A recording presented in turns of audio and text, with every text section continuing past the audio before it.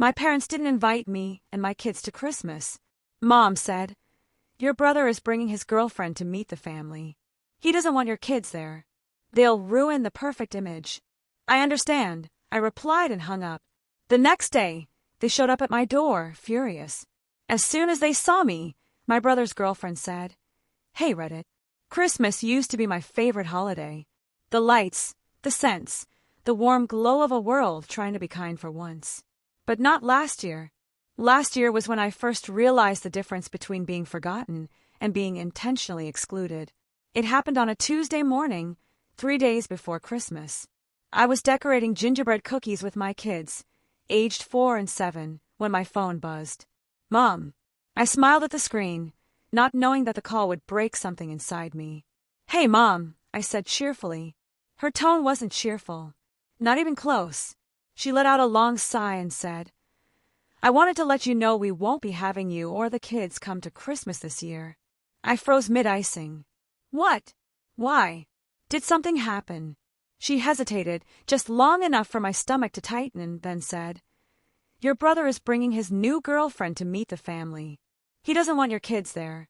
They'd ruin the perfect image." For a moment, I couldn't find my voice. She continued, "You know how chaotic your children can be. He wants everything perfect. She comes from a very good family." I swallowed hard.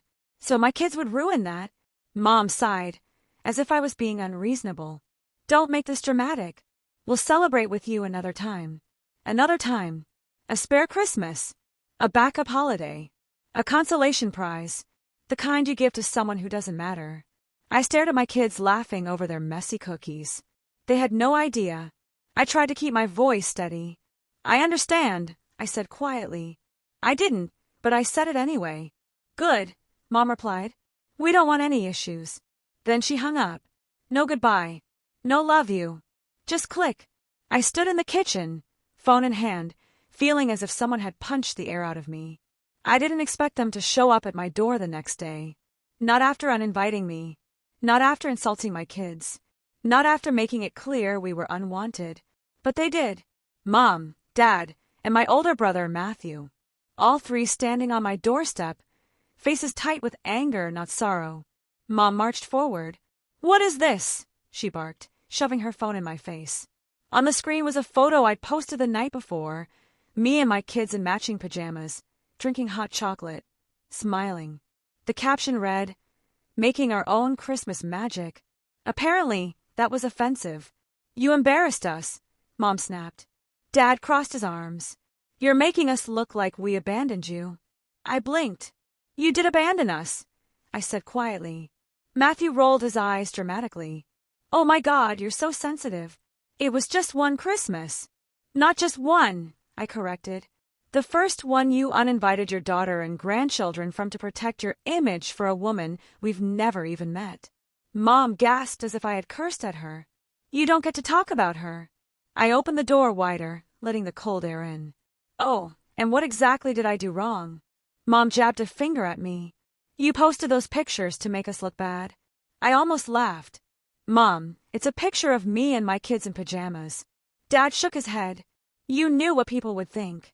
People had already asked us why I wasn't coming.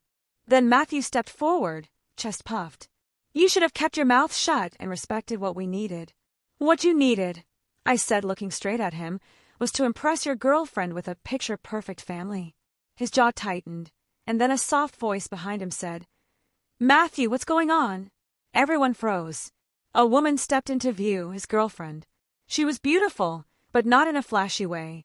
Warm eyes, a simple coat, a softness in her expression that didn't match the chaos happening in my doorway.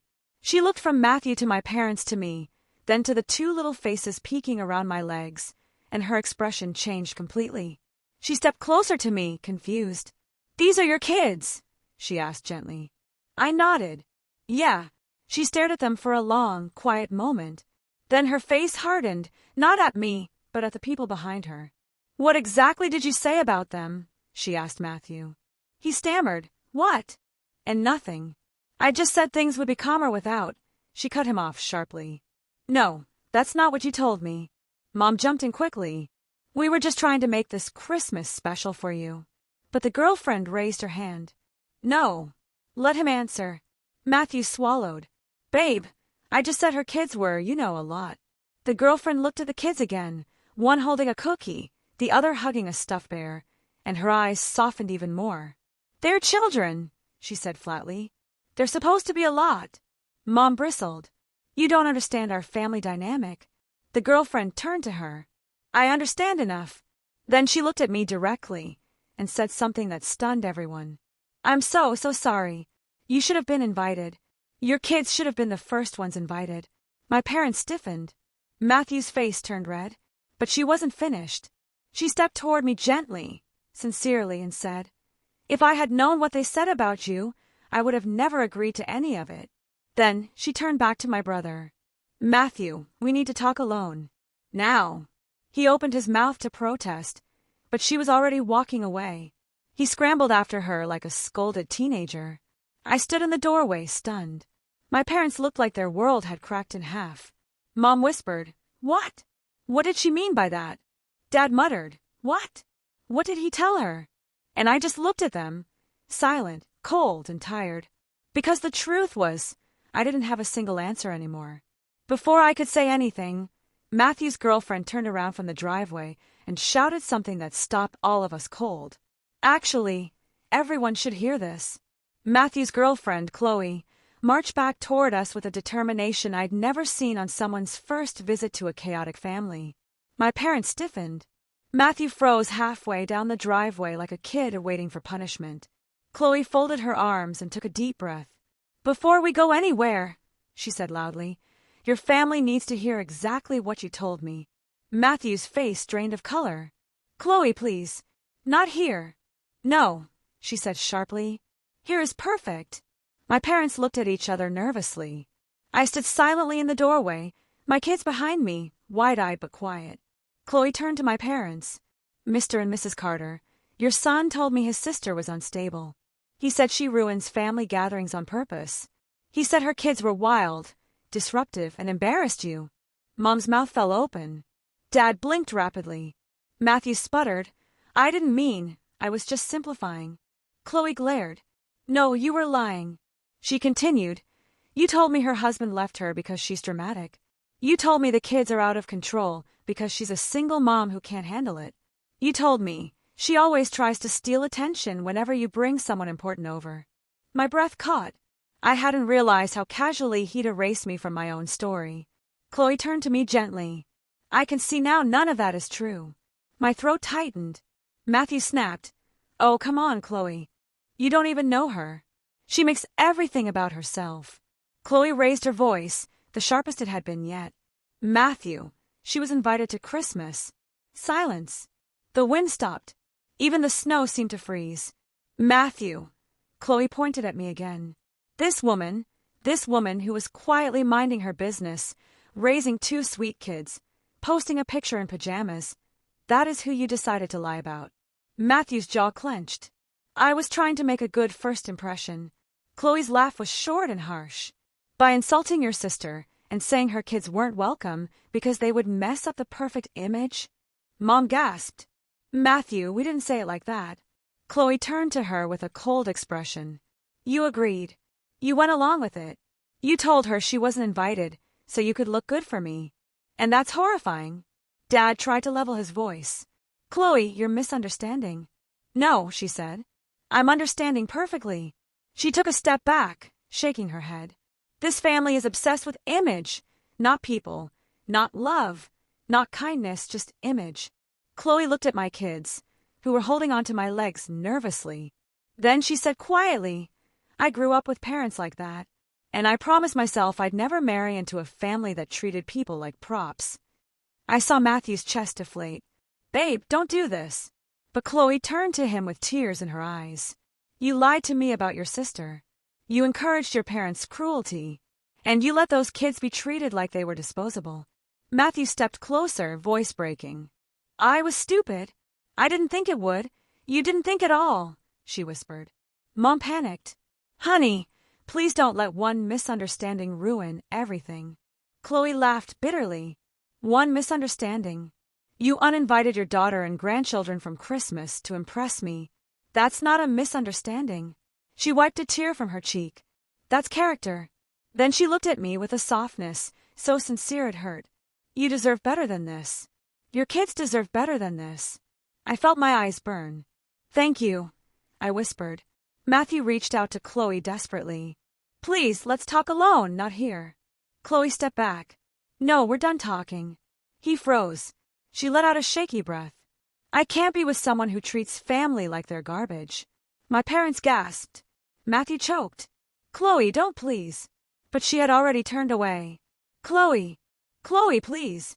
Matthew ran after her, slipping in the snow, shouting her name as she walked to her car. She didn't turn around, didn't pause, didn't forgive. She got in her car, started it, and drove away. Matthew fell to his knees in the snow, screaming her name until his voice cracked. My parents rushed to him, trying to lift him, trying to calm him. He shoved them off. This is your fault, he screamed at them. You told me to say those things. You said they weren't invited. You made me look like a monster. Mom paled. Dad stared at him in shock. They didn't expect the blame to turn on them. I watched it unfold with a strange calm. For once, the truth wasn't pointed at me. Dad growled, Don't you blame us for your behavior. Matthew stood up sharply. You blamed her. You made fun of her kids. You told me to say they'd ruin the image. All of you did this. My mother snapped. We were just trying to help. Matthew screamed. You destroyed my relationship. Mom broke down crying. Dad muttered, This family is falling apart. No, just finally falling into place. My parents turned to me slowly, shamelessly expecting comfort. Mom whispered, Sweetheart, you know we didn't mean. I cut her off. You did, and now you're dealing with the consequences. She reached out. Honey, we want to fix this. I stepped back. I don't. Not anymore. Dad tried to straighten his posture. You're still part of this family. No, I said softly. I was only part of this family when I was useful, or quiet, or invisible.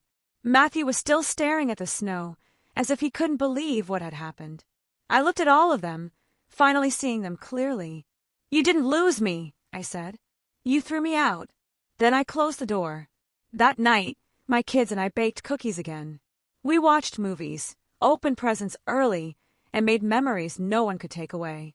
My phone buzzed over and over, my parents begging, Matthew apologizing, voicemails full of tears. I didn't respond because my children deserved a mother who protected their joy, not a woman who walked back into a house that dimmed her light. As I tucked my kids into bed, my daughter asked, Mommy, is Christmas ruined? I kissed her forehead. No, sweetheart, I whispered.